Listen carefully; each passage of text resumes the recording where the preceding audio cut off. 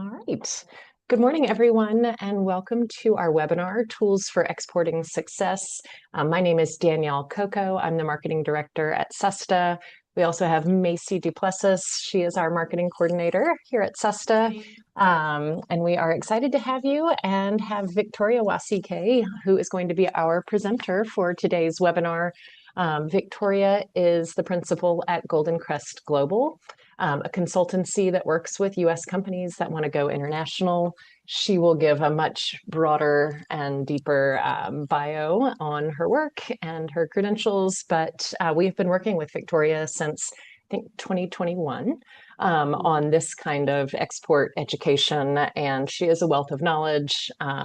She's an attorney who has done a lot of this work and really can get into a lot of details with you on export fundamentals. SUSTA, we work with companies that range from food and beverage to pet products, all the way to lumber and forestry. So it can be hard sometimes to do, as Victoria can share, trainings, because it's not like we're just talking about, oh, if you want to export hardwood to Vietnam, these are the codes and this is how you do it. So the wonderful thing is Victoria really teaches you the tools, not just, this is what you need for your specific products, but she will teach you how to do the research on your products and where you go to get the information. So she's really teaching you how to fish, if you will. So that is what I wanted to share. Victoria is also and her team, they lead our export readiness training. We have one coming up in April. This is something that we offer twice a year. Victoria will talk more about it. But the next one is coming up in April. We do still have space available. It's a 12-hour class. It will fall on April 16, 23rd, and 30th.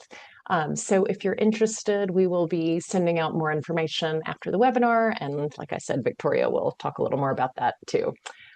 So Victoria, thank you for joining us. Great, thank you. So happy to be here today, this morning.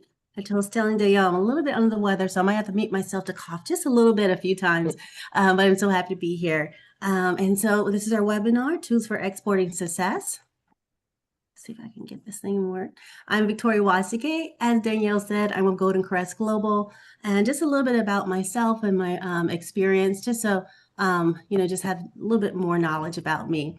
But basically, I was a trade manager for the state of Iowa, dealing mainly with, of course, trades to Asia was my specialty. Then I became the manager of international business development for the state of Iowa, focused on foreign direct investment. As Danielle said, I am a lawyer by trade. I'm a reformed attorney. I don't practice anymore. I enjoy this a lot more, focused on international litigation for corporations. I managed different offices for the state of Iowa in Europe, Japan, China, Taiwan, and Mexico.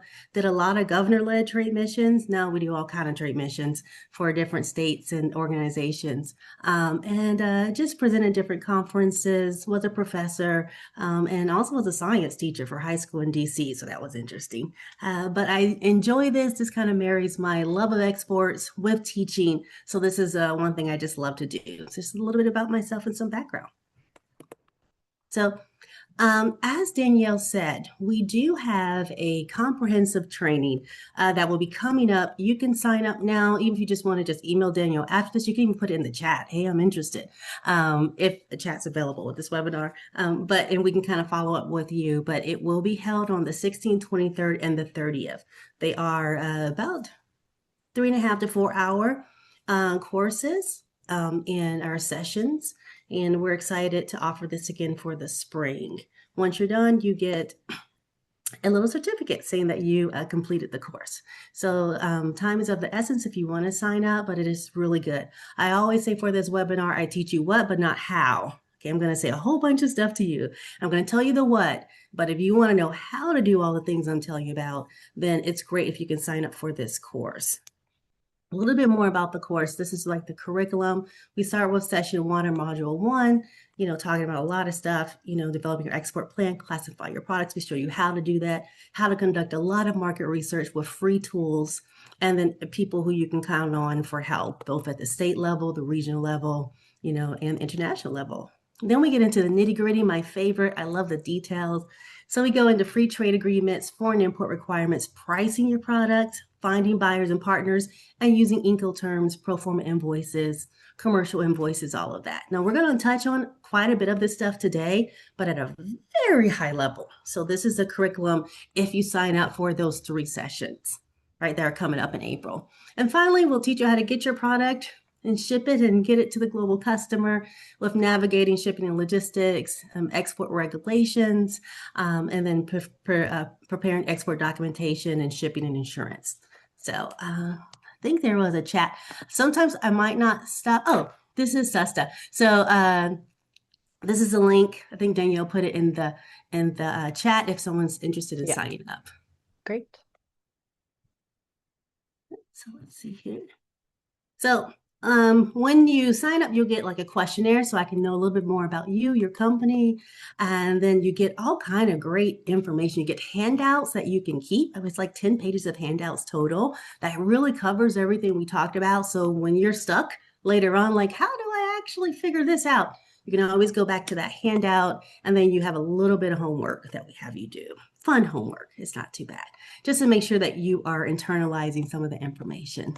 It's very interactive. And then we also include seasoned exporter normally, and also an industry expert. We usually have like a freight forwarder come on, a financial banker or international banker come on. So it's always very helpful. And then you get a little certificate. So just another little information, just people have some great things to say about the training, and so how it's comprehensive and they learned a lot, and then how they feel equipped, which is what we want to do, that they're more confident in exporting. So just want to make sure that if you are interested, you can go ahead and take advantage of it, because once again, we only offer it usually in the spring, and they usually have to wait till October to get it again. So let's talk about today, the webinar topics for today. So we're going to go over 9 important topics, high level once again, but we're going to talk about classifying your products for export. What does that mean? Why is it important? Developing an export plan and foreign market research, utilizing free trade agreements. What are they? We're going to talk about foreign import requirements and why it's important. Pricing your products for export, just give you a little bit of information about, some strategies you can use. Finding partners and buyers. And then we're going to go over pro forma invoices and Incoterms, utilizing Incoterms correctly and understanding them, shipping and logistics, and then export payment, financing, insurance. Okay, so sometimes I run out of time a little bit. I'm going to try to make sure that we have enough time also for Q&A. If you have a pressing question, like I said, sometimes I'll just go ahead and wait till the end if it's going to take me down a rabbit hole, because I'm very good at going down rabbit holes, and then I don't finish the course and all the information. But if it's something quick, then I'll try to answer it. All right, classifying your products for export. So what does that mean? Normally, of course, when you are going to start exporting, you have to classify your product. Sometimes it's just for market research, right? If you're going to pull up information about a market or trends or anything like that, you normally have to have, classification codes for your product, which we'll talk about that, and then sometimes for your industry. And with these 2 classification codes, or types of classification codes, you can go ahead and do quite a bit of market research, just so you can kind of determine some of the best places for you to spend your time and efforts, best countries, and then also for you to kind of understand some barriers or some requirements you might have. So this is very important to start off. Okay, so what are they? So these are numerical identification codes that are used nationally and internationally. They are harmonized, right?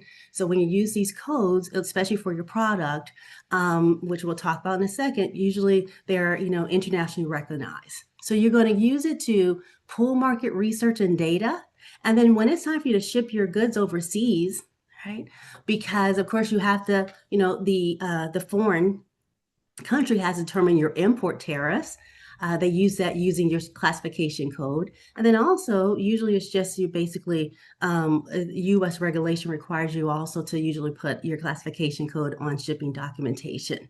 So it's very important that you understand your classification code and make sure you have them. Now, a lot of times products will have different classification codes, right? So you might have very similar products, like let's say you have a company that sells tea and coffee or something like that. Well, those two are going to have different classification codes. You might have coffee, but one's organic and one's not, right? And those would be a slightly different classification code.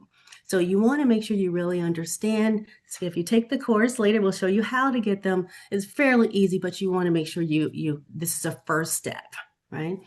So the typical codes are HS code. Those are 6 digits, right? So it's a 6-digit code that classifies your product that says this is orange marmalade or something like that. This is, a muffin or something, a baked good, and will kind of classify your product. So the HS code is the more common one. You use the HS code a lot of times when you're pulling market research, and so it's pretty common. The Schedule B number is the HS code, but you add 4 more digits. Okay, so it just adds greater description to your product. So your HS code might say, this is coffee, and to show that it's organic, usually that will kind of show up in the 10-digit numbers of your Schedule B number. Okay, so the Schedule B number is 10 digits, and the first six digits of that will be your HS code. But a lot of times when you're actually shipping your product, you might see, write your whole Schedule B number, that's 10 digits, right? But sometimes when you're pulling market research, you won't be using the whole 10 digits of your code for your product. You'll be just using the first 6. Okay, so this is very high level, but example, I would say, I have a little example here. This is coffee, okay? So, 090121 would be the HS code if I'm asked for the HS code. And then if I tack on these last 4, 0010, this complete 10-digit number will be my Schedule B number. Okay.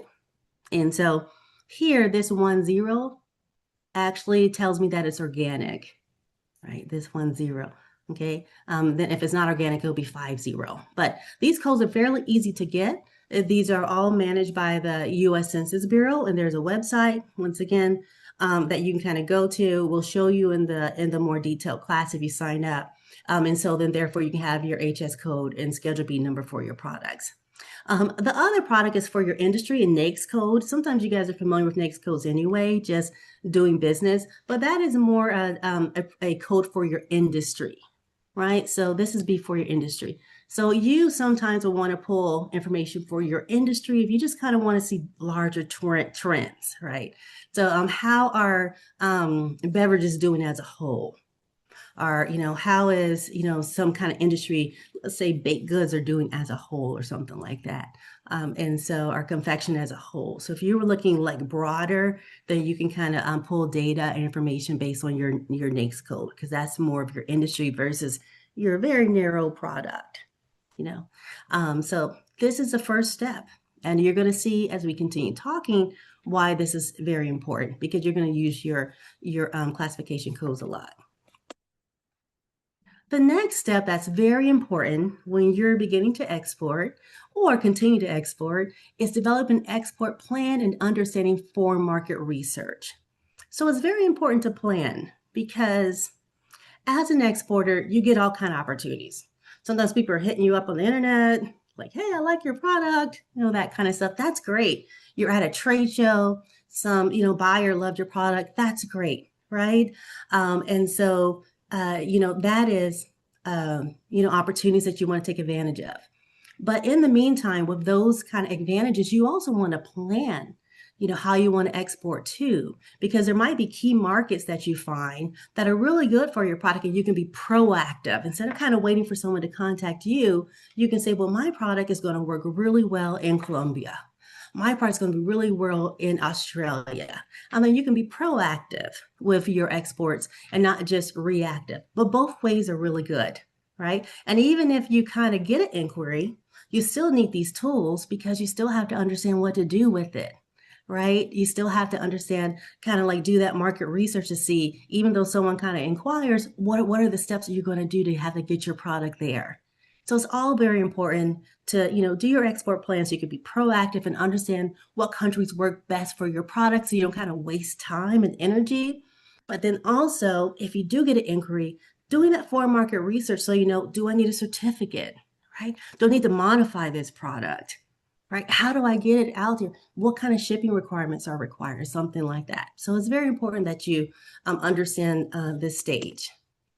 So when you're trying to look at an export plan, it's really good to do an industry analysis. And we're going to kind of talk really broad in your research. That's helpful. And then we'll just kind of start narrowing it down. Right. So let's say you're trying to be proactive and just find markets that might be good for your product. So if you're doing an industry analysis, you're kind of trying to see how does your industry fare as a whole. Let's say, I do muffins or some kind of sweet goods or something, baked goods, but you're kind of noticing some countries are kind of hit with the Ozempic bug, and maybe people are just not as interested, or they're consuming less, right?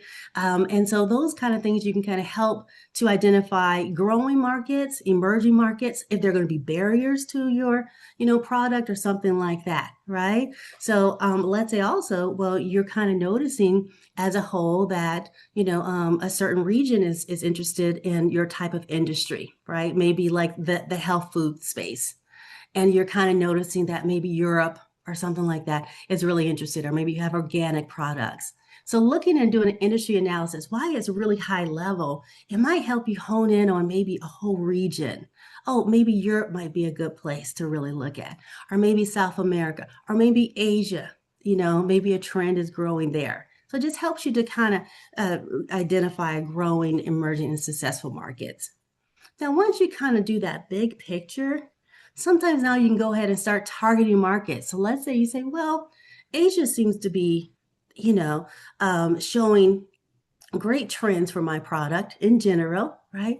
Let me try to narrow down those markets that might be really good. Maybe I'm looking at Japan. Maybe I'm looking at Taiwan. Maybe I'm looking at, South Korea, right? And so that will help you kind of narrow down. There's so many tools. We're not going to go over the tools. There's so many free tools. In the other class, I take you all over the internet because I show you how to do all these tools at once, in one class. But this will help you say, well, the product is trending or doing well, or the industry as a whole, but let's go ahead and see which countries might actually be successful. So you're kind of narrowing that target down and determining markets that have been the most successful and fast growing in the past, or maybe you can kind of see the trends are going to help, your product. And then the next thing you want to do, let's say you pick maybe a couple countries, right? Let's say 5 or so. And in the longer class, we actually do this in real time. We'll actually kind of create an export plan, and we'll narrow down the markets. And when your homework, you're going to be narrow down markets, based on your research. But the moment you start kind of saying, well, let's look at Japan, right? Then you do a deeper dive, right? You want to better understand that market. You want to research the business environment. How do you break in? What are some of the major things you do? Do you have to use a distributor? What do you need to do? Are there any cultural things you have to kind of think about, right? So you want to do a deeper dive in that market, let's say that country specifically, broader than all of Asia, all of Europe. And so you can really start honing in. Another good thing about this is you realize obstacles. We're going to talk about this a little bit later, but just being able to spot certain obstacles, right? Because maybe you're like, well, this is a great product, but the entry to the market is too great for Japan, just because I have to do so many things, let's say. But, there's another country that might be really suited for me. And so you say, okay, well, this is a not right now country, maybe later, because there's some obstacles I have to kind of overcome. So I'm going to focus here, right? So doing that market research really is helpful. And then finally, the thing you want to kind of think about are free trade agreements. We're going to talk about this in detail in maybe another slide or so. But free trade agreements are helpful when you're trying to pick where you're going to start or where you're going to explore, because oftentimes, these help reduce or eliminate tariffs in the historical sense. Now there's so much kind of things going on, right? But historically, if the U.S. has a free trade agreement with a country, then normally, your product, when it enters that country, will be able to enter at a reduced tariff, or it sometimes at a tariff of 0. It eliminates the tariff, and oftentimes the tariff will be 0. Okay. So, and when we say a tariff, let's go ahead and kind of backtrack. Like, what does that mean? So a tariff is just a tax on an imported good, right? So when I try to, ship my product into a foreign market, 9 times out of 10, normally without a free trade agreement, there's going to be some kind of tariff, right? Or a tax, right? That your foreign product is going to be assessed with when it actually kind of hits that foreign market. Sometimes tariffs can be extremely high. And I'm not talking about this latest environment where it's like 100% tariff or something. I'm talking about just naturally. Sometimes you can see tariffs of 50%, right? That means your product sitting on that shelf, barring anything else, will be 50% higher, right? Or could be 50% higher than the local ingredients, right? Because you have that tariff. Okay? So if there's a free trade agreement, a lot of times that tariff is reduced or eliminated so that you don't have that extra 50%, barrier or, costs that are associated. So it can increase your the competitive of your product as you ship it to different countries. Okay? And we'll go into great detail, but I just want to make sure everyone kind of understands what a tariff is before, I start talking about it. So another important part of your export plan is a product assessment. And this is so important because a lot of times you don't want to have all your products out at the same time. Sometimes you want to focus, like this product is best for this market if you're going to be very strategic, right? And so you might want to just make a little chart and just look at your various products. If you have a variety of SKUs, right, let's say you have 10 SKUs, you might just say, well, for this product, there's this strength, this weakness, right? And so it might do better in a market. Let's say it could just be for taste, right? This taste is more palatable in this market, so I'm going to focus on this product, right?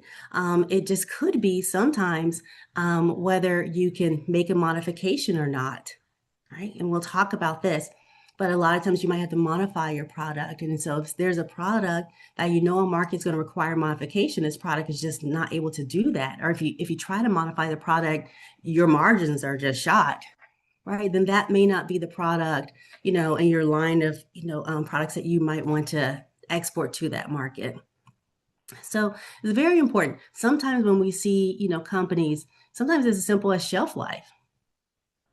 Right? A product is great going to maybe Mexico, going to Colombia, something like that. But when you're trying to ship that product to Australia or further places, the shelf life is just not going to work, right? Or you have to figure out a way to increase that shelf life. So just really kind of understanding the pros and cons of your different products, it just helps you just not waste time if it's not a good match, right?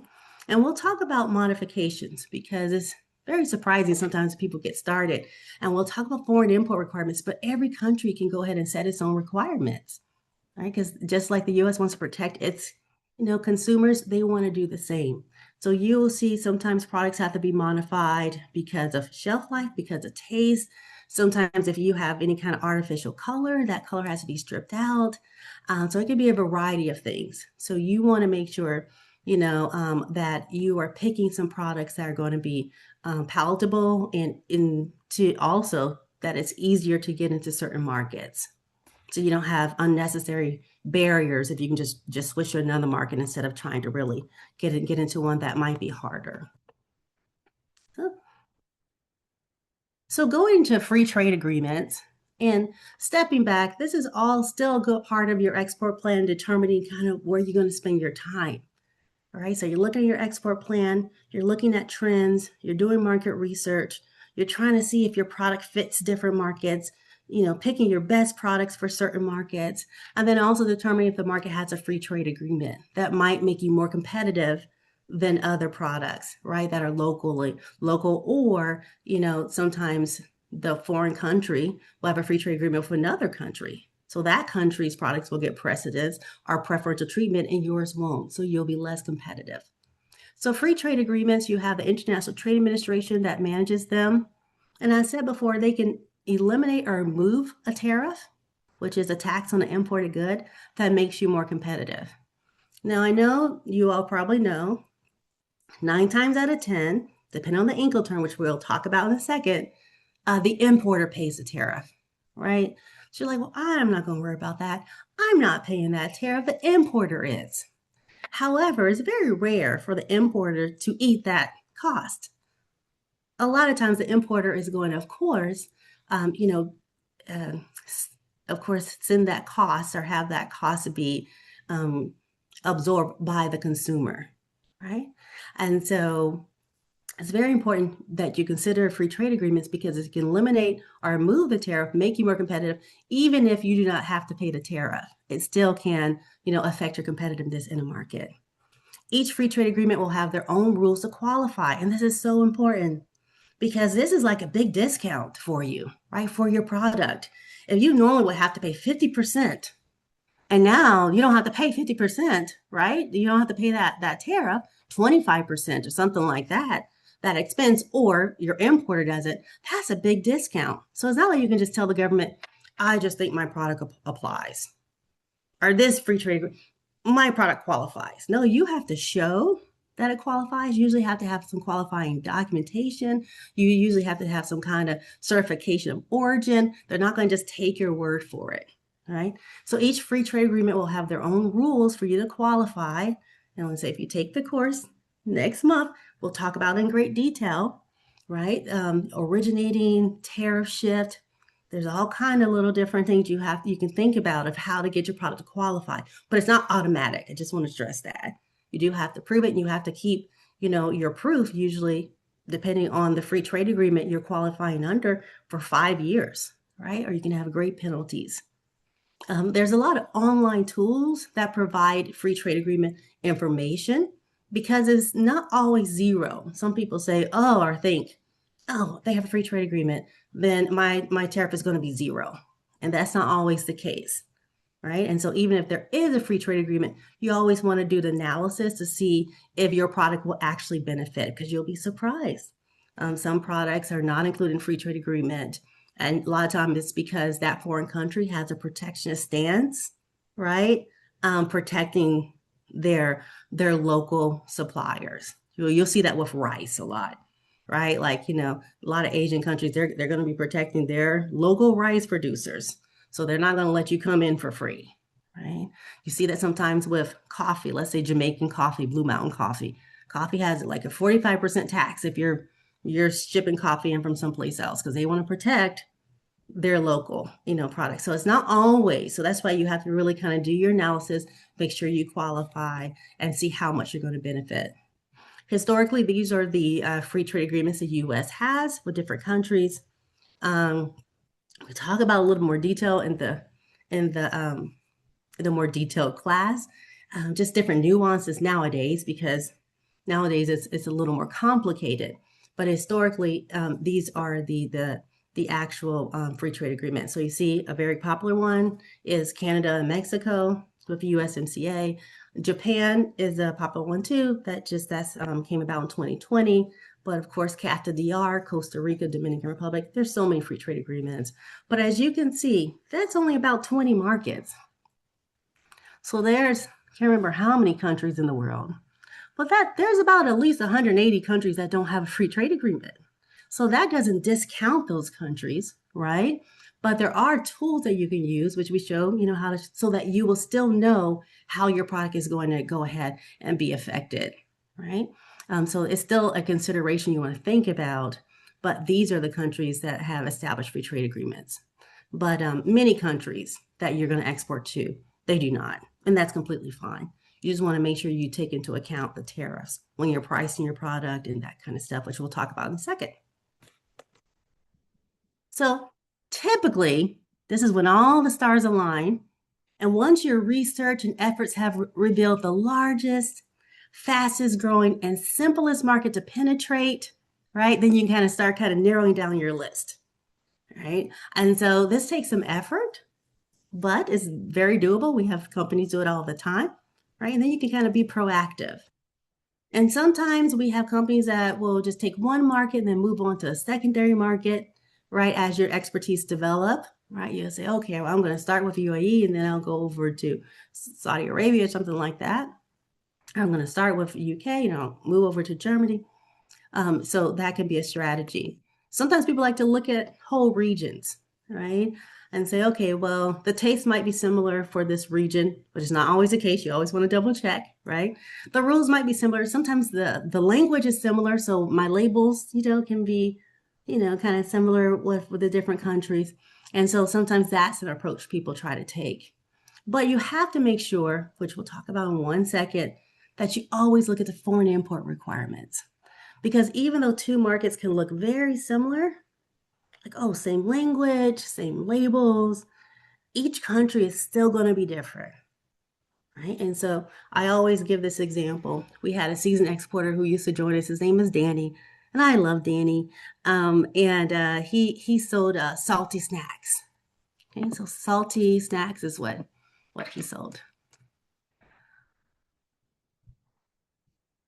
Um, so with the salty snacks, he was trying to get them into the UAE, focusing on Dubai and then Saudi Arabia. And he did this whole cluster thing. He said, well, they're similar markets, the labels will be similar, the language and all that.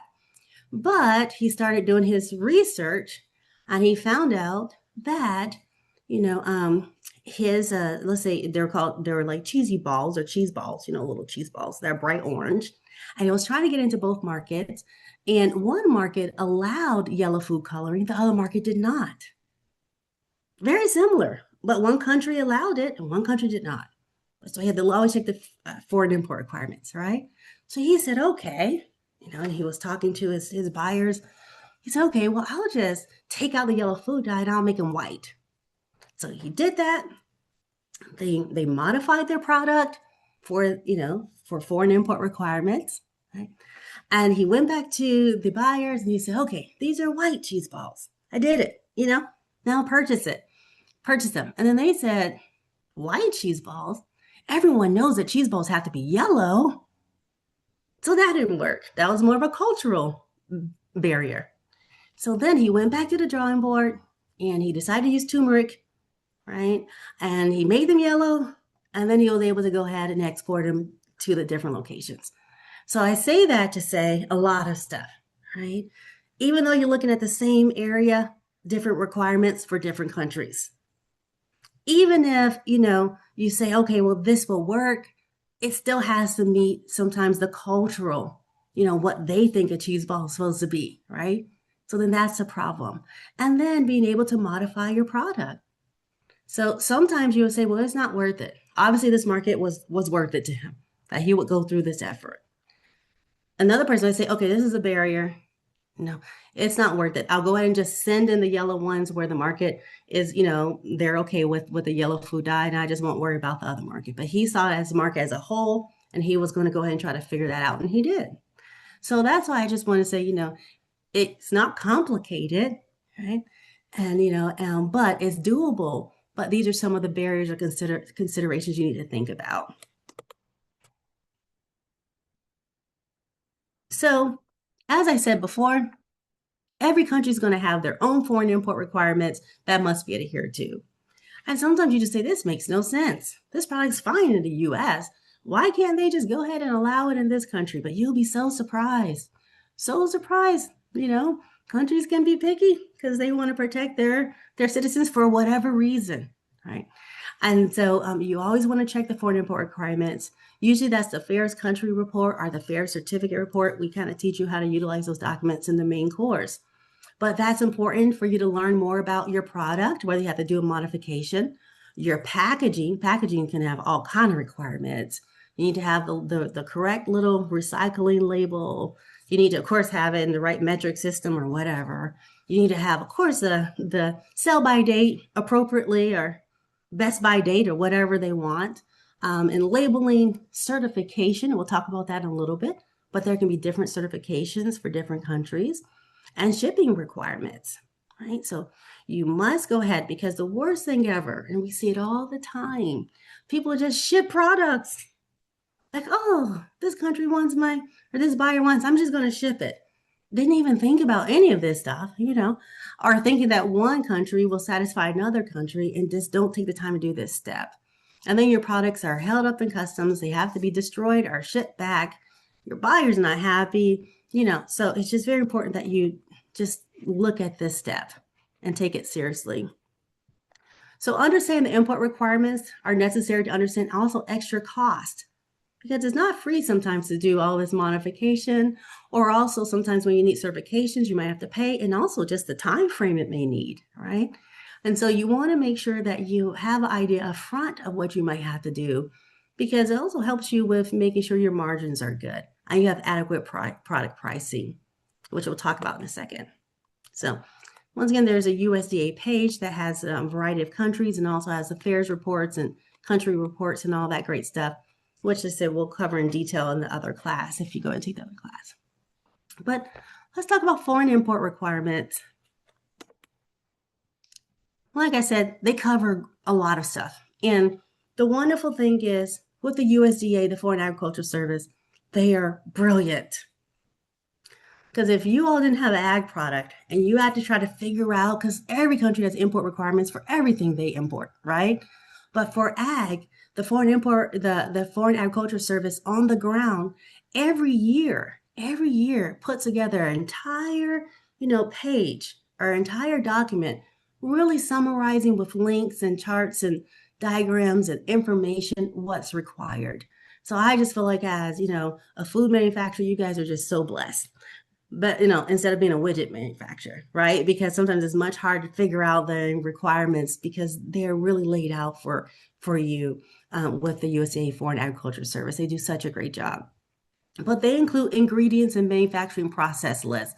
You may not think this is a big deal, but some countries like Japan make you really spell out your ingredients and really spell out your manufacturing list or process list, how you manufacture. And sometimes they can be great, they can require great detail. A lot of times sometimes people have their product chemically tested or, just to make sure that they have the right percentages and all that kind of stuff. So this is something that, of course, you want to check before you import or send your product to make sure to see if you need it. I have another story of another seasoned exporter, and they were very seasoned. Like they were in like 40 countries, and they decided to go and target Japan. And so they had already flown to Japan, had business meetings, met with vendors. I mean, even, kind of got like sales reps on the ground, all this kind of stuff. Then they finally decided to check the foreign import requirements, right? And then they noticed they have to go ahead and give an ingredients list and the manufacturing process, and describe all that to get their products in. And they talked to their lawyer, and the lawyer was like, no. For trademark purposes or whatever purposes, their lawyer said no. And they had to spend all this time. Now, I will tell you, so many people ship to Japan is not the problem for them. But when they did the analysis or assessment, their lawyer said no. And so that's a decision they made. But if they would have just checked those foreign import requirements beforehand, all right, instead of afterwards, they wouldn't have waste so much time and effort. So ingredients, labeling, very important.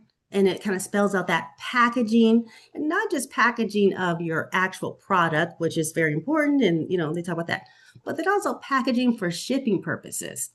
A lot of times you have to have, special, symbols on your wood saying that it was treated if you have pallets or your pallet's not getting in. So it's even broader than just, the packaging of your product. Food safety and additives, we kind of talked about that, but some countries will allow this additive, some countries will not. And so that's always spelled out in the foreign import requirements. We'll talk about different certificates, but sanitary certificate if you have a meat product, phytosanitary certificate if you're vegetable or fruit, right? Then there's other kind of certificates. If you have a seafood product, sometimes there's a certificate. If you have a dog food product, there's all kind of certificates, right? Export certifications, import procedures, duties, documents, rules of origin, if there is a foreign import. If there is there a trade agreement, and then shipping samples. You'll be so surprised how many people just ship samples to a potential buyer and don't even think of looking at the rules. And the samples are often held up, of course, because they didn't comply with whatever rules for shipping samples. So you want to just take the time to look at the foreign import requirements and just make sure you have a handle on them. So briefly in export certification, if you take the full course, we'll talk about it in detail, how you actually get these certificates. But as I said, if you have a meat product, there is a process for you to get a sanitary certificate. Without that certificate, your product, of course, cannot be exported to that foreign country. A phytosanitary certificate, usually your product has to be inspected, right? Actually inspected if you have a plant or a vegetable or a fruit. So that's important. And then some countries like the UAE require an FDA certificate for every shelf-stable product or certificate of free sale. So you want to look that up so you can make sure you can get that ahead of time. Sometimes there's a lag in time, especially if you're going to go, sometimes with the state ag departments that they might take, they'll tell you, oh, it'll take about a week or 2 weeks or so like that. And then sometimes you need a certificate of origin. This is outside of what you need for a free trade agreement. So let's say UAE, every product needs a certificate of origin from a Chamber of Commerce, right? So we teach you how to do this once you take the 12-hour class. These aren't complicated things, but without these things, your product is not getting in. You wasted all your time and effort, and you just don't have one certificate, right? So understanding how you do this, people do it all the time. It's not scary, but making sure that you just don't waste your time and waste money because you didn't check this ahead of time is very important. Now, pricing products for export, this is very high level, but just some things you want to consider is examine your export pricing and quoting from within your company, right? To develop your export pricing strategy. So how much, take into account how much things actually are going to cost you if you have to modify your product, if you haven't changed your labels, right? So really thinking about that. But then you also want to examine the price externally presented to the buyer as a landed cost, right? Because, if you price too high, as we know, your product will likely not sell. And if you price too low, your activities may not be profitable, right? Because sometimes your margins are just so thin. So we have a lot of companies that just say, well, this market looked great on paper. It's just great. But when it came to the landed cost, when you tack on the tariff, when you tack on the shipping, when you tack on, even, the price variation, when you account for some of the things you do in the export price process, it's very hard for maybe someone in this country to pay $6 for ketchup because the landed price is $6. Right, landed cost. So these things you kind of really want to think about, not only when you're pricing your product, but then also when you're considering markets, right? Because it really does make a difference. Some markets are just not like a not right now market. It's a market for later, just because of you just can't get your pricing to work once you look at the landed price. So a few considerations you want to think about when pricing your product. One is a foreign market objective. This is pretty high level, but sometimes you have an objective for a foreign market. Let's say you want to send your products to Taiwan and it's just surplus. You have surplus of your product and you're just kind of looking for a place to kind of get that surplus or send that surplus. And so you might be more aggressive in your pricing, right? And it might be cheaper just because it's surplus, right? Another market you're looking at maybe just entry. And so you're going to price it maybe slightly lower, but not really low, of course, because it's very hard to raise the prices later. But you're looking at, whatever your objective in the foreign market, just something you want to think about. We cover this a lot more detail in the main class. Market demand is very important. If there's no one who wants to buy your product, then, it's not going to sell. So understanding market demand, is there someone, can the local, population afford your $6 ketchup, right? Do they have per capita income that actually even makes it make sense? Or are there pockets of expats areas where people can't afford, a very pricey product once you look at the landed cost? So understanding market demand when it comes to pricing is so important because sometimes, like I said, you just don't want to even waste your time if you know that there's no one there or there's not enough people who's going to be able to afford it. Another key point is competition. And this is getting so much easier now because a lot of stuff are on the internet, right? You can kind of see how your competitors are pricing things in Germany, in Japan, because a lot of things are online right now, grocery stores prices and all that kind of stuff. but really understanding if you are competitive or not, right? Can you go ahead and maybe strip something out of your product or modify a little bit so that you can be more competitive based on your competition? But you don't want to negate your competition. And that is competition from, if you can tell, like foreign products, right? That are being imported to that country, and then also their local products, so domestic products. So if you're looking at ketchup, if you're looking at maybe Heinz ketchup that might be imported, and then like a local person a local company makes ketchup, and just kind of see, well, can you be competitive in this market, right? And then maybe make that analysis of if you can't, what can you do to make yourself competitive, or it just may not be in the market for you right now. You just can't compete until you can figure out maybe how to bring some of those costs down.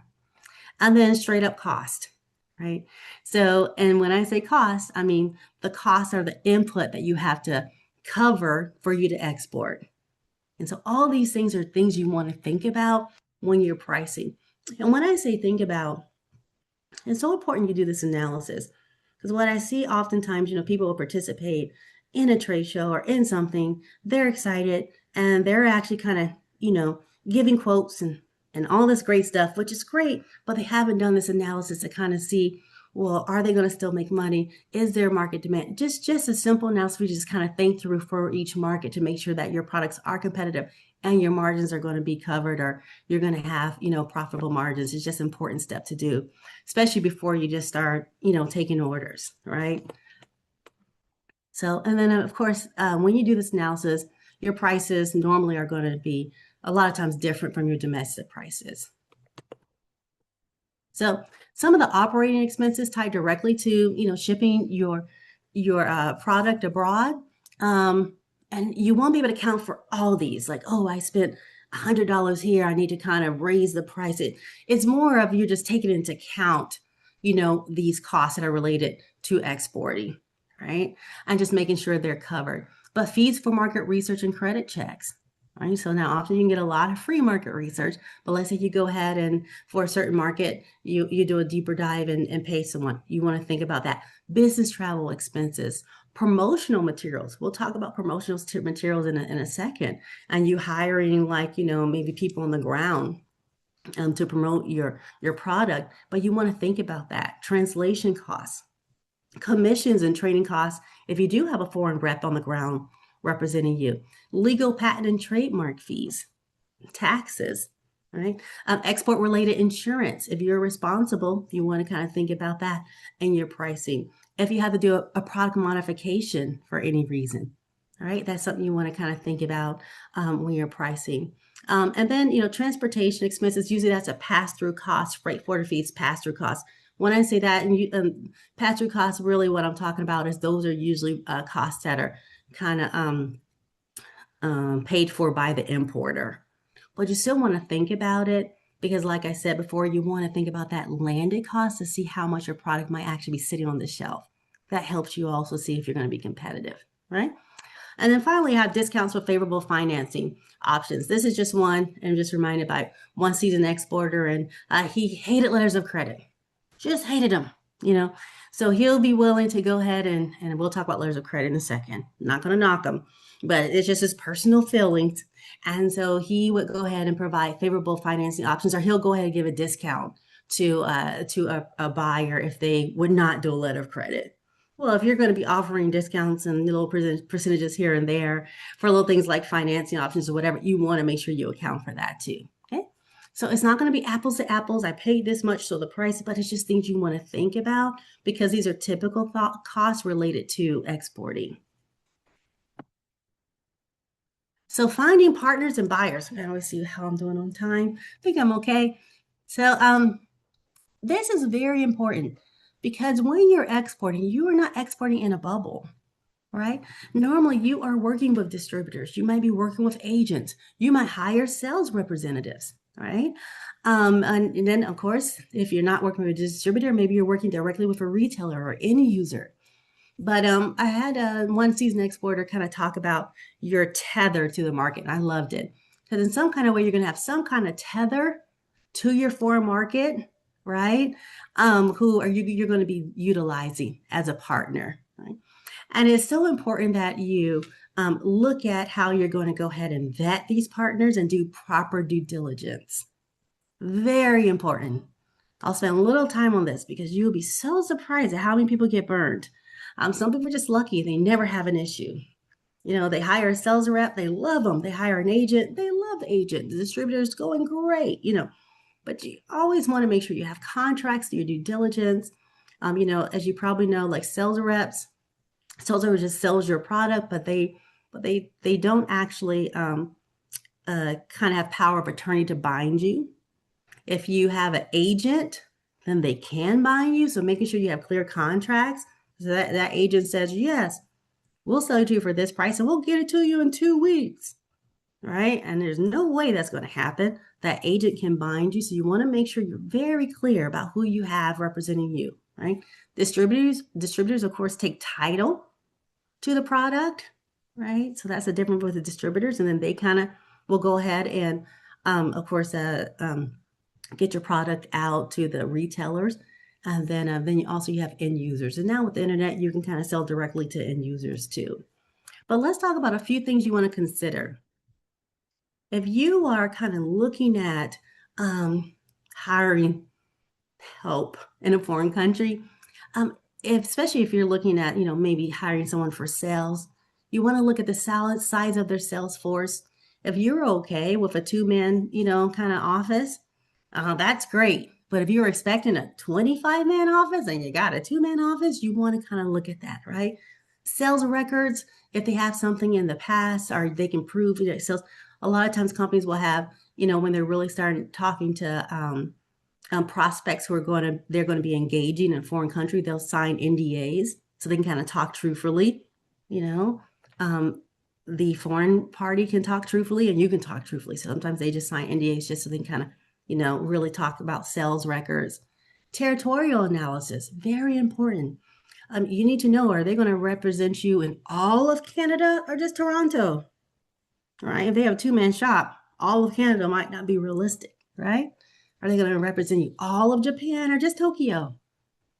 So what are they doing? Product mix. Are they also kind of selling competing products? And how does that work? Right? You want to make sure you know. Facilities and equipment, if they are actually becoming a distributor, they take title to your product and they're going to be storing it. You want to make sure, really, sometimes with your own eyes or have someone else kind of vet that they have the right facilities and equipment. We've heard countless stories of, products going bad or not being stored properly because, the distributor just doesn't have the capacity. And you want to make sure that, that you really understand that before you engage. Marketing policies. If you're hiring someone to represent your product, you want to understand, like, how are they going to use Instagram? Are they going to use, in-store, taste testers? What are they going to do for you? And it should be written out, right? We don't have enough time to talk about it. But you want this stuff to be in contracts, just really spelled out. And then if they're promotional thrusts, like I said, if they're going to be promoting, how are they going to do it? So it's just so surprising because, once again, we have seasoned exporters. One of them, he was like, I've actually been paying a representative in India for 5 years because I didn't have a contract with them. Or the contract does not specify a length of time. It doesn't say, for 1 year. And they just had no idea how to get out of this contract. So they've been paying a representative for India for 5 years because the contract did not really specify a lot of this information. We talk about this in a lot more detail in the other class, but I just want to kind of make sure you have just some thoughts. You do proper due diligence before you engage. Sometimes when people deal with Europe, they think they're just hiring a sales rep, and lo and behold, they turn into an employee. Who knew? So sometimes you just want to make sure your contracts are really correct and you really understand and everyone has a proper understanding of how they're engaging with different people. Finding buyers, that's where, of course, SUSTA can come in, and your State Department of Agriculture, of course, can help too. But as you know, SUSTA has inbound buyers missions, trade shows. Then you also can look at websites, networking, trade industry events. But all these are a great way to find buyers. But I will go ahead and say, with SUSTA, of course, I love SUSTA, so I'm going to just talk about SUSTA a lot. But with SUSTA, they have such great opportunities. Let's say inbound buyer's mission. Sometimes it's so cheap, like $25, $35, whatever it is, $50, just really, really cheap. And you have the opportunity to sit down with a foreign buyer, and usually for a certain amount of time, like for 25 minutes, right? Or something like that, maybe 15 minutes. But you have a great opportunity to sit down and ask questions about your product. It may not be a great fit, but you have that time. You can say, well, what about this shelf life? Well, what about this packaging? Well, what about, these are just great opportunities. You have people from actual different markets, who are actually buyers who can give you great feedback. So I just say never miss an opportunity, especially if it's inbound and it's very easy for you to participate, to go ahead and get that feedback. All right. Ask about your sell by date. Ask about the taste preferences. Show them, well, these are the flavors I have. What will work in your country? Right? That's just great, great, great opportunity for you to get that intel, for you to be proactive. Right? What certificates do you need? All that great stuff. What's your preferred Incoterm? Why? All right. So I just think those are great opportunities for you to take advantage of if you haven't already done so. Now let's go ahead and talk about a pro forma invoice and Incoterms. So let's say you got a sales rep and they did that job. They did a great job and you have a sale, right? Or you had a trade show and you did a great job and you have a sale. What's next? Okay. So usually what's next is a pro forma invoice. And that is a quotation prepared in a format of an invoice. Well, it looks typically like an invoice, right? But it's a preferred method in the exporting business. And usually you want to use this in any international quotation, even if it's not asked, because it'll have a few more details, right, regarding the shipment and that kind of stuff and the pricing than you would have kind of spelt out than if you just use a regular invoice. Okay? And usually your pro forma invoice will be the basis of the commercial invoice, which is a final bill of sale. You'll be surprised. Some people like, Victoria, I don't understand. The buyer wouldn't kind of consider, they tell me they need another invoice and not the pro forma. Yes, the pro forma invoice is not the commercial invoice. The commercial invoice is the final bill of sale, which we'll talk about in a second. The pro forma invoice is just a pre-step where you have a meeting of the minds, right? You say, yes, we agree on this Incoterm. We agree on this pricing. We agree that this is the port this document, this product has to be shipped to, all right? So that's what the pro forma invoice does. And then all this information would be the basis of the commercial invoice, which is what really goes with your product when you ship it. And that's where like tariffs are determined at the border of the foreign country and all that great stuff off the commercial invoice. Okay. So includes more details than you're used to in a normal quotation. It can save detail. The extra detail can save time and prevent errors later on, which is true. Now, two main things you want to start thinking about before you use a pro forma invoice: your pricing strategy. You don't want to be caught on the back foot. Like, you say yes to this product or this pricing. And then you realize, oh, I have to modify this product. I got to change this. I got to change this label. This, right? So you kind of want to have your pricing strategy, at least thought about. Okay? And the second thing you want to consider before you use it in a pro forma invoice is the Incoterm, right? So an Incoterm is a level of risk for a shipment. That's the Incoterm. And usually your Incoterm that is going to be agreed upon with the parties is put inside the pro forma invoice. So before you just agree to an Incoterm, which we'll talk about in great detail in 2 seconds, you want to make sure you understand, all right, what that entails. If you go to like a buyer's mission a lot of times, or, an inbound trade mission, let's say with SUSTA or something, a lot of times you'll kind of get a document summarizing the buyer, their likes, their products they're interested in, that kind of stuff. And a lot of times on that paper, it'll say preferred Incoterm. And it'll say X works, DDP, CIP, right? Well, you need to make sure you understand before you just say, oh yeah, I'll do DDP, what it means. Okay, so what is an Incoterm? Incoterm is a term of sale, and it spells out which parties are responsible to pay and assume risk at each stage of the international transit of goods. Okay, it specifies who's responsible for paying and managing the shipment, insurance, documentation, customs clearance, and logistical activities. Okay? So it's pretty straightforward though. When you are shipping a product abroad, let's say trying to get all the way to Australia, a lot can go wrong. I mean, we just saw maybe a couple years ago in Boston, right? A shipping container vehicle or boat ran into the harbor, and pretty much you can see all the contents in the water. A lot of stuff can happen when you're shipping abroad, right? So the Incoterm, instead of you all sitting down as as two parties and saying, well, I'll be responsible for getting it to the port. You'll be responsible for getting it to your facility. And I'll be responsible for insurance. And you'll be responsible for clearing customs. Instead of y'all negotiating all of that, because stuff can go wrong, Incoterms does it right away for you. When I say this term, everyone knows who's responsible, right? When I say this term, everyone knows who's responsible. And so that's why they're so great, but they have responsibilities, right? And costs. And you want to make sure that you know what you're agreeing to. So X works is a very common one. X works means, and you might hear it very often, the buyer is responsible to pay for picking up the product at your facility. And they have to do everything else. They have to do insurance, customs clearance, they pay the duties and taxes, everything. All you do is say, okay, buyer, you come pick up my product at my facility at 3 p.m. on Friday. That's all I'm doing. That's it. And the buyer has to do everything else.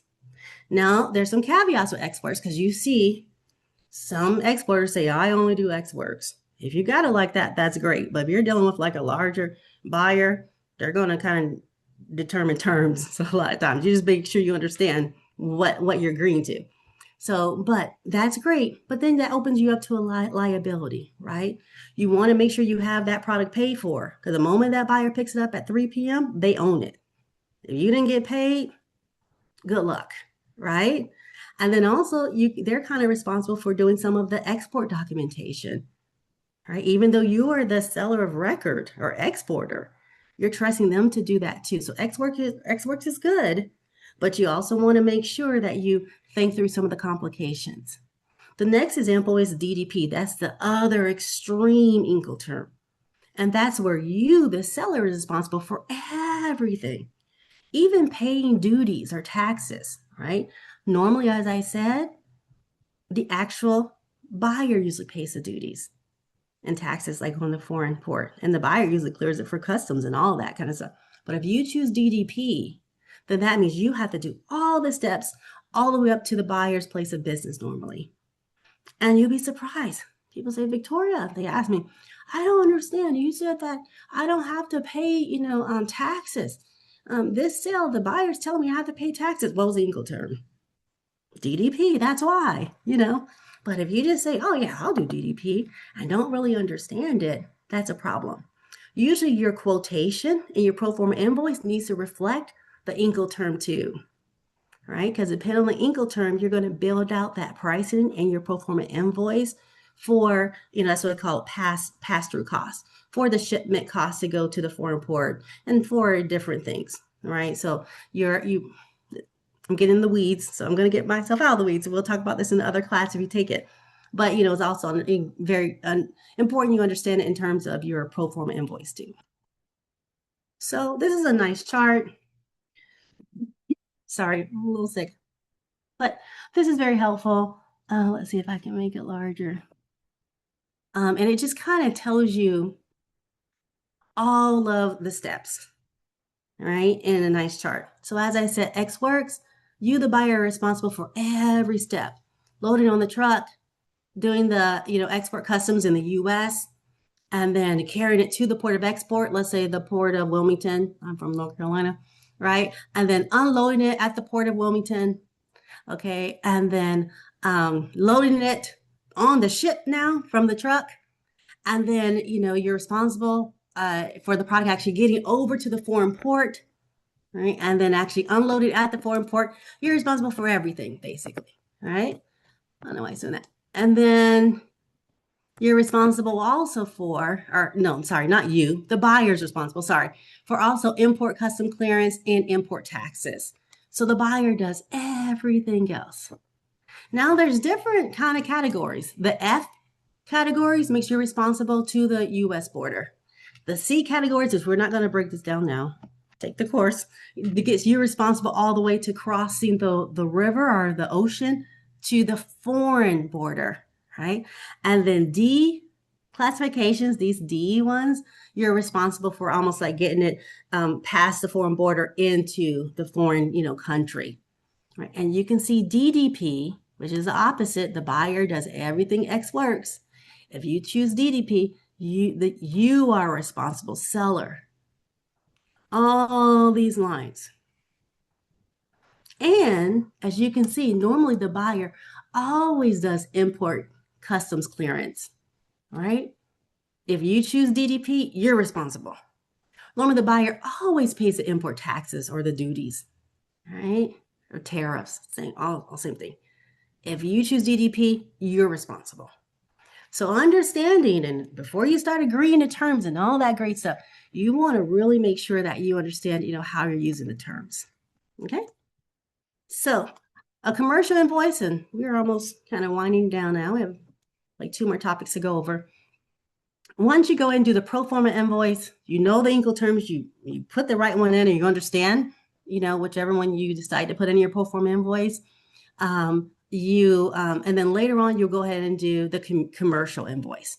Okay, so once the terms are agreed upon, you're now prepared to export your product. It's time for the commercial invoice. And that is the real legal document that binds, the seller and the buyer and describes the goods and the price.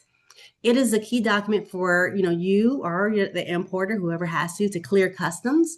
And it also is a document that they officially use to determine the custom duties, right? Because they have to have a document to know if the tariff is 20%, they got to know 20% of what, right? And so this commercial invoice is the official document that they will do that.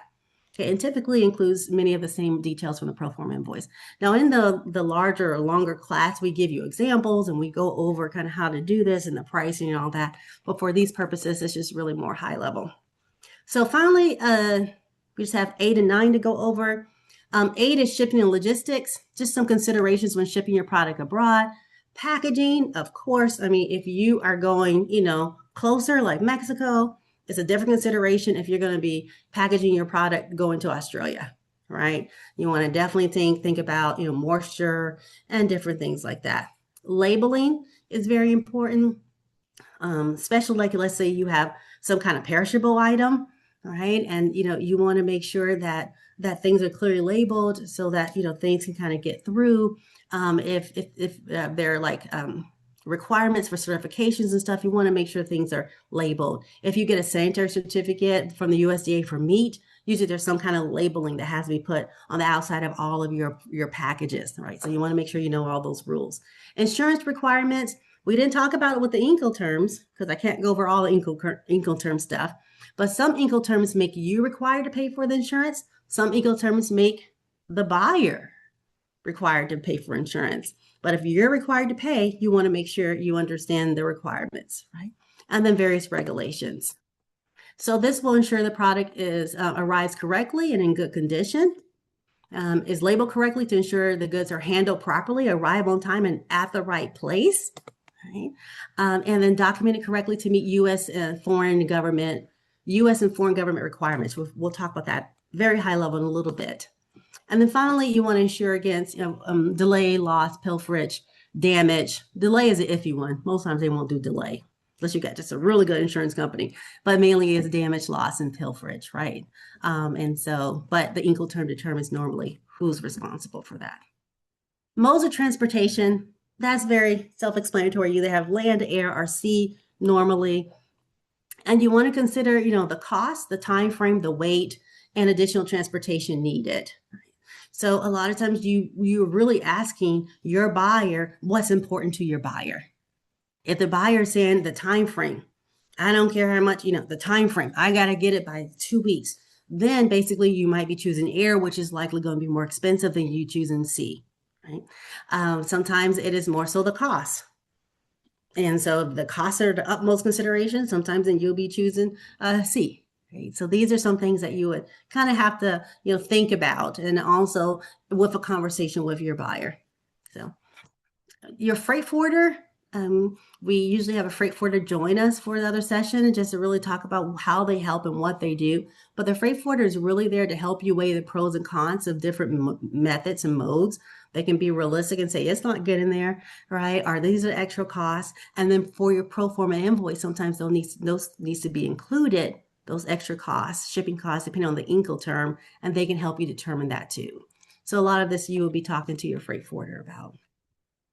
When you ship your goods, normally you're going to need to have your commercial invoice, right?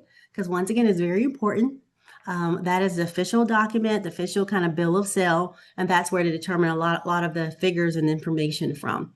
Sometimes you might need to get a consular invoice, right? Because this commercial invoice is so important. It's a very important document because they actually determine tariffs and all that kind of stuff. Some governments are saying, well, this is cute that you want to supply it, but we don't want just your word for it. We want you to send your commercial invoice to our embassy in DC and they're going to consularize it. And there are a lot of countries that require this. So if you're on a time frame, right? And all of a sudden you just find out last minute, oh, it has to be consularized. Your freight forwarder has to now send it to the embassy in DC and has to get it back. Those are all considerations. Of course, those are usually in the foreign import requirements. You can just ask your buyer, but this is something that's usually included with your shipping. Pre-shipment inspections, right? So if you have an ag product or, vegetables or fruit, a lot of times you need a pre-shipment and inspection. So any kind of documentation towards that is usually included in your shipment. Various certificates, if you need a certificate of free sale, certificate of origin, whatever certificates, that's included. And then we'll talk about export controls and then basic documents using movements of goods. That's like the shipping instructions and bill of lading, just simple kind of documents that your freight forwarder is usually going to take care of. So just briefly, this is a lot more complex topic than we're going to get into here. But a lot of times people will know that when you ship your product abroad, you usually have to fill out the electronic export information, EEI. And this is the only thing that the US government requires. Everything else I've been talking about, all these requirements, these labeling, these shipping, that's all the foreign government. That's not the US. The US really only requires this, right? It's electronic export information. And, basically, normally this will be filled out for you by your freight forwarder, okay? But you can also fill out yourself using a system called AES Direct, okay? But usually must be filed electronically by either you, your freight forwarder, or another third party. And that's kind of like in the case where you do X works and you aren't filling out this information. So another third party is doing it, but it has to be filled out. You can use a system online called AES Direct to file it electronically. 9 times out of 10, if you have a freight forwarder, they're doing it for you. And with most of you guys, because you'll be shipping some kind of food product or ag product, you're not going to need an export license, right? But if your product has some kind of military use, even a dual use, and it can be very kind of like a product that's like ball bearings. So you say, that's not military use. You'll be surprised how big this military use list is. But if you have that kind of product, you have to get an export license normally, okay? Or if you're shipping your product to an embargo country, right? So if there's an embargo, normally you would not need an export license, but you would if you're shipping to a country that has an embargo with the US. Okay. And normally your freight forwarder can tell you about that. But 9 times out of 10, you'll have no problems. You're going to be following this information and your freight forwarder will do it for you. And you won't need an export license unless just those two, kind of situations. For ag products, they're typically designated EAR99, which means no license are needed. And then in your documentation, you'll put that. When they ask you about export license, you'll put EAR99 or your freight forwarder will put that for you. Okay? This is so high level. I feel like, there are a lot of nuances. Usually this is needed for a shipment under the same Schedule B number that's higher than $2,500. There's little rules with all the stuff I'm talking about. Hence the other course we have, which is 12 hours and not 1 hour. But, this is just a high level kind of thing for what you need to know. But every product going out is, this is something you're going to have to consider if you're exporting. The freight forwarder customs brokers and your helpers in the shipping process, they're familiar with this and they'll help you. But you are ultimately responsible as an exporter for the accuracy of these documents. And so you want to make sure you have some kind of understanding of what's going on and what's being kind of filled out on your behalf. Okay, because they're not going to come back to the freight forwarder. They're going to go back to you. Right? So you want to make sure. So final subject. So I think we're going to have a little bit of time for Q&A. Export payments, financing, and insurance. So there are different types of payment options, and you want to really think this through before you just accept something from a buyer, right? Because it's just such a shame, and you see it all the time. People go through all this, right, to export, and then they choose a payment option that really isn't great, and they don't get paid. Okay, it's all for nothing. So understanding which payment option is best for you, your product, for your buyer, the situation is a very important step. So there are a variety of payment tools depending on the level of trust and credit worthiness of the buyer. If you trust that buyer, let's say it's like Whole Foods of Brazil, you say, okay, I'll go ahead and we'll do, open account. You can pay in 30 days, 90 days. I trust you. But if it's someone you've never heard of, you never met, small mom and pop, then you want to go ahead and get payment in advance, right? So it's just kind of like, just this little process you're going to do in your mind about really how much you trust that buyer. And that's really what it comes down to. So order from most secure to you, and least secured for the buyer. You have like a gradient of options. Okay? So cash in advance provides you with the least amount of risk. And that's what we love, cash in advance. Pay me up front. Give me my money, right? That can be wire transfer, credit card, check. Check is really, you don't want to use a check normally for an international person. But we talk about nuances in the other class. But of course, if you don't know the buyer, whatever, and they're willing to, because really it is a song and dance. They might be like, no, I'm not going to do cash in advance, right? And then, you're kind of stuck of looking at other tools to help, which we'll talk about. The next secure kind of payment option for you is a letter of credit, right? That's when the importer's bank, not your bank, agrees to pay upon a receipt of shipping documents. Okay. And the importer's bank kind of provides their guarantee that if the buyer doesn't pay, their bank will pay. Okay. So it gives you a little more kind of assurance. Now, letters of credit, they can be tedious. You want to be careful. You want to make sure your freight forwarder looks at it and your banker to make sure there's no kind of discrepancies that can kind of creep up there, because they're kind of notorious. They're getting better for maybe finding discrepancies, like the description wasn't perfect, or you said you're going to ship out of this port of Wilmington and you actually shipped out of this port of Miami. So you want to just make sure that you're kind of conscious of letters of credit, but it's a great tool. Okay? If let's say you don't trust the buyer, nor do you don't trust his bank either, you can ask your U.S. bank to confirm the letter of credit, right? And if that's the case, you have an added protection. But it's your bank's prerogative. If your bank says, no, that's too much of a credit risk, I'm not going to, lend my credit or guarantee to these, people, then, your bank may not agree to do it. The next, payment option that gives you a little more security, but it's not as secure as payment in advance, of course, and letter of credit, because you have that buyer's bank guaranteeing, is documentary collection.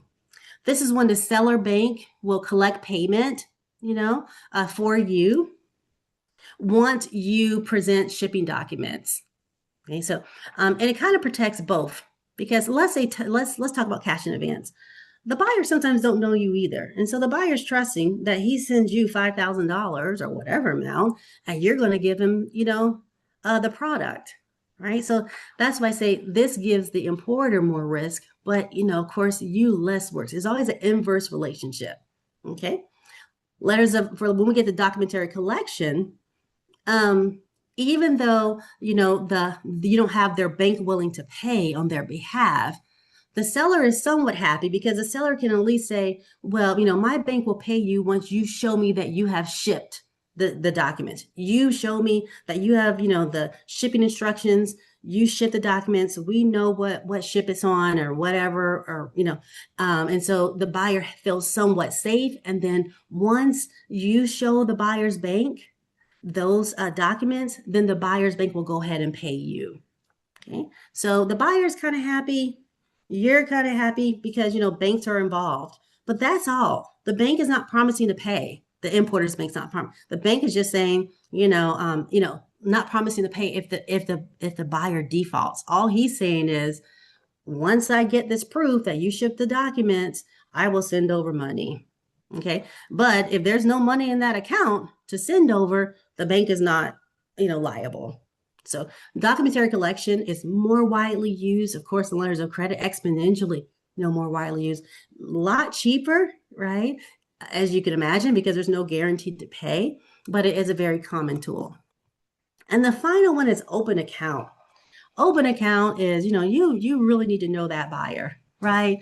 Because basically you're shipping that product and expecting for you to get paid 90 days, whatever, whenever the payment is due, and your product is gone.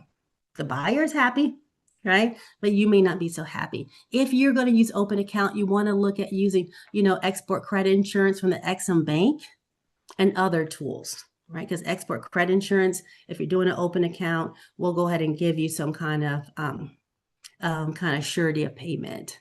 Okay, so this is just, again, very high level of these different options. There are all kind of nuances, of course, you want to think about how the letters of credit kind of interplay with the shipping procedure and process. There are a lot of little nuances you want to think about, but this is like a high level conversation, some of the things. Foreign exchange issues, better hurry up, get 9 minutes. Last topic. So a lot of times you have options to pay in different currency, right? You can demand that U.S. currency is utilized. Sometimes your buyer, he doesn't want to play ball, and he's like, no, or she, no, I want to use my currency, right? And so there's always that risk of foreign exchange rates.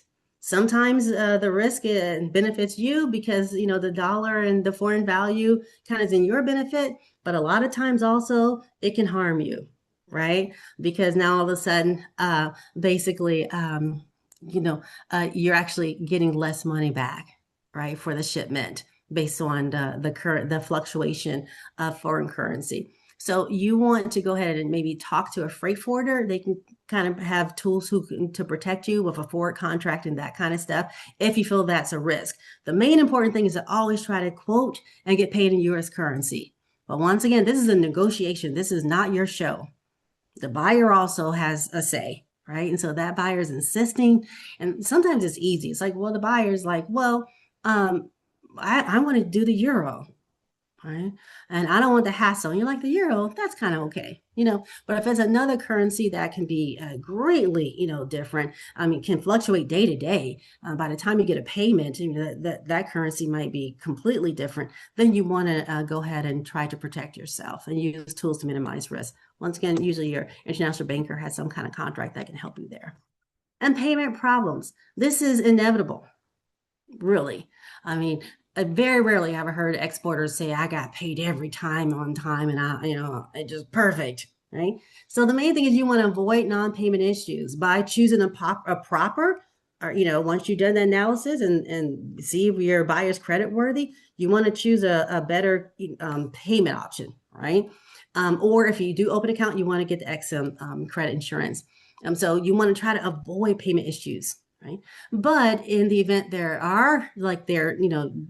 the buyer doesn't pay, if it's really no fault to his own or her own, war breaks out, unexpected war, or something like that, then you want to really try to work with that buyer to see if there's any kind of way you can set up a payment plan or something like that. If not, then there's mediation arbitration options that usually are useful, but really you're kind of looking at, is the amount worth it or not, but this is just one of the risks that you're going to face. So that's it. Did a great job. I just want to promote once again the full training, the 12 hours.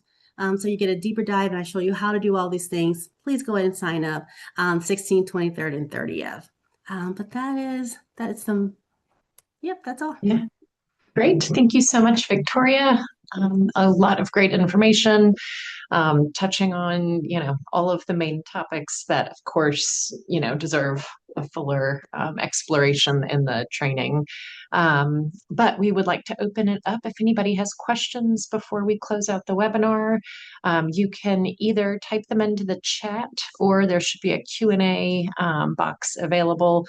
Or if you raise your hand, we will allow you to unmute. So many ways to ask questions or um, start a conversation. We'll just Danielle, wait there's a here. question in the chat, in the Q&A chat. And, oh, there it is. Great. Okay, we export wood chips for energy. Please speak about a payment structure in lieu of a standby letter of credit. Okay, so this is very, very, very technical. I do see all of this information. I'm not sure if they're just kind of putting an example there of their um, their standby letter of credit. But I mean, without going into great detail and knowing a lot more about your product and your market, right? Because it really depends, and your buyer. Um, I would say just kind of, I mean, we kind of talked about the main general options, and a letter of credit would, I mean, I think would just be a really good option um, if you have a standby and if all the terms are agreed upon, right? Other options would be just to protect yourself. But of course, if you're using this letter of credit, normally that means that you either cannot get payment in advance, or maybe the terms are not favorable to the buyer, right? And so that might be another option you kind of look at. But this is much more technical, kind of looking at what a financer, what the international banker would actually kind of set up for you, because this is a Victoria, lot can you hear more me? in Yeah. detail. Yes, we can hear Uh-huh. you. Yeah. Victoria and ladies, thank you very much for your time today.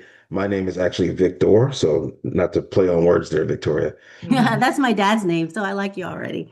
So there is a lot of fraud in SBLCs, and if we're sending out $1 million worth of chips, I Mm-hmm. want to make sure we're going to get paid, not to mention the workers that we have to Mm-hmm. build that and put it in the bulk whole.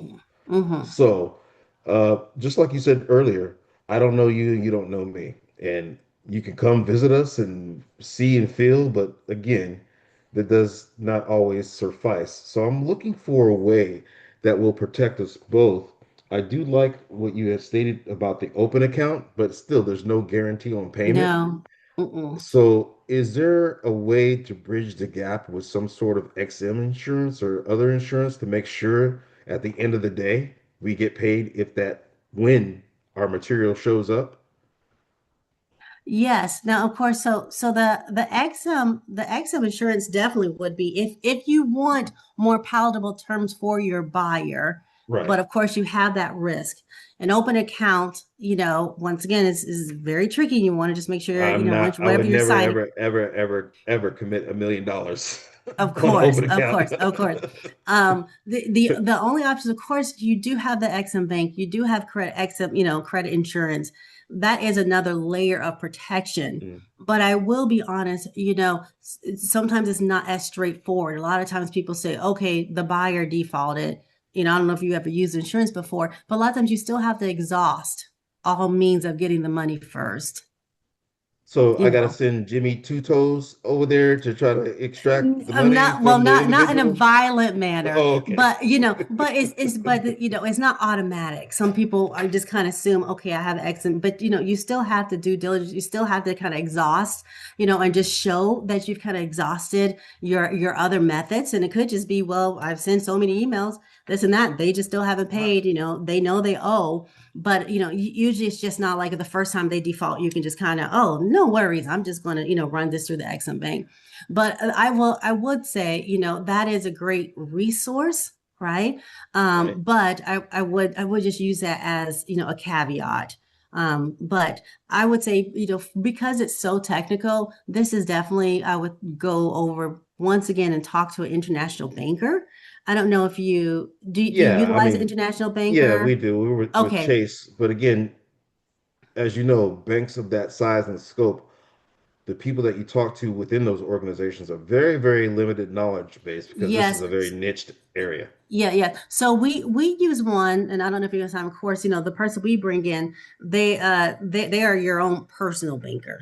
Oh, They're please like a send personal me a international link, banker send me a instead of, carrier pigeon. Please let me know. I want to know who they are, please. Need that help. Okay, yeah, I can talk to, SUSTA because normally when they do speak, we kind of give out their information. And even the freight forwarder we use, we're not using FedEx. We're using one you can call, right? Well, Very important that you have a freight forwarder who's a friend, an international banker who is a friend, right, meaning you right. can call them and have them. So the person he's been with us for 5 years and Well, he's do you done every do, training that we have. And I so wanted yeah, to that's a ask different you, type of person. Victoria, I didn't hear you speak about the Department of Commerce for clearing potential business partners in foreign nations. As you know, they Yes. have those offices in different countries, and you Yes. can vet And people through we that. do talk about that in great detail in the Okay. 12-hour course. Ah, okay.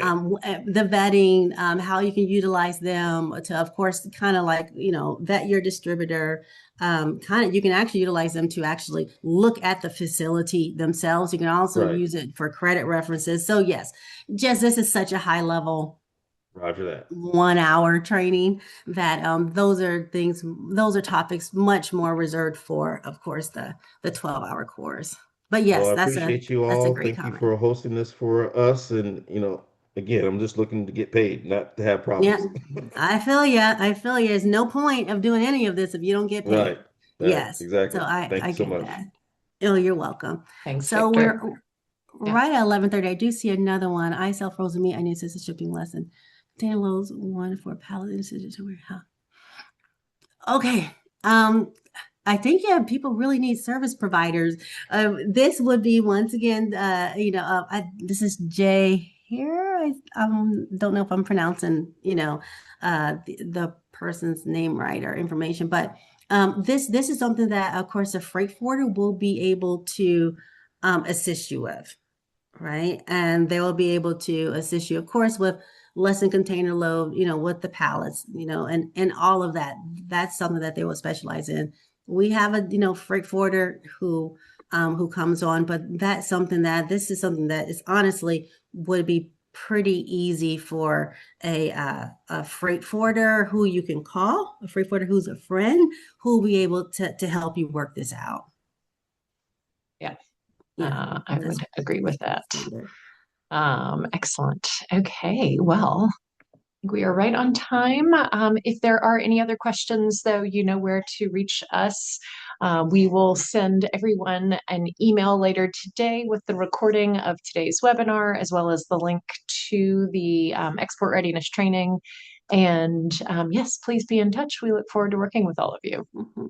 And just piggyback Yeah. on that, a lot of times for training, we actually have companies that will have 3 people join. Sometimes we have people kind of, the people who deal with the shipping and, payment options sit in the third training. The people who kind of look at exploring markets sit on the second one or first one. So I just want to kind of open it up that even if you have multiple people who are helping you in your export process, or you think that maybe your son will be helping you later, just go ahead. It is broader than just you. It really is to train your whole, team if that's needed, or whoever's going to be helping you. So just want to throw that out there. Absolutely. And the Yeah. one fee covers everybody that you want to include from your company. So you don't pay per person, it's per company.